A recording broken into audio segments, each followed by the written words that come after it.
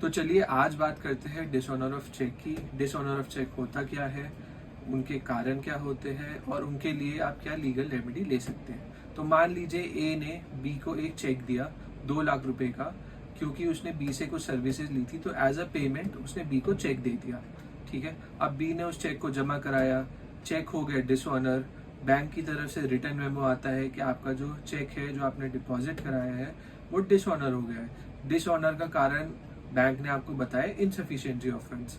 Insufficiency of funds जैसे बहुत कारण हो सकते हैं, जैसे मिसमैच ऑफ सिग्नेचर और अकाउंट क्लोजर।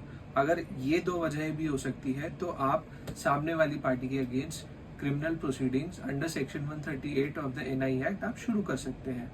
ठीक है, अब आपका चेक बाउंस हो गया है। अब आपको क्या करना है, रिटर्न मेमो के 1 महीने के अंदर आपको एक 15 दिन का लीगल नोटिस भेजना है। लीगल नोटिस में आप उसको बताएंगे, आप उसको सारी बात समझाएंगे कि एज अ पेमेंट तुमने मुझे चेक दिया था, ये अब जो ये डिसऑनर हो गया है, बैंक ने मुझे कारण बताया कि due to insufficiency of funds ये डिसऑनर हो चुका है, तो अब मैं आपको 15 दिन का समय देता हूँ कि आप 15 दिन में मुझे ये पेमेंट करा दीजिए। 15 दिन में आपने पेमेंट करा दी तो अच्छा, उन्होंने पेमेंट करा दी तो अच्छा है।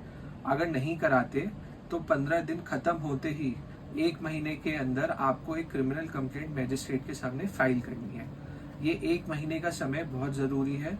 अगर ये 1 महीने का समय आपका रह जाता है तो उस केस में आपको कोर्ट को समझाना है कि मैजिस्ट्रेट साहब, इन कारणों की वजह से मैं केस फाइल करना समय पे मेरा रह गया है, तो कृपया मुझे केस फाइल करने दें। और मैजिस्ट्रेट ज़्यादातर केसेस में आपको ये चीज़ अलाउ कर देता है।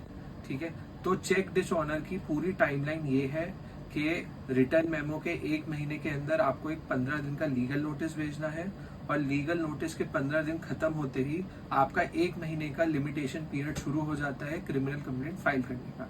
तो ये है पूरा डिसऑनर ऑफ चेक का टाइमलाइन।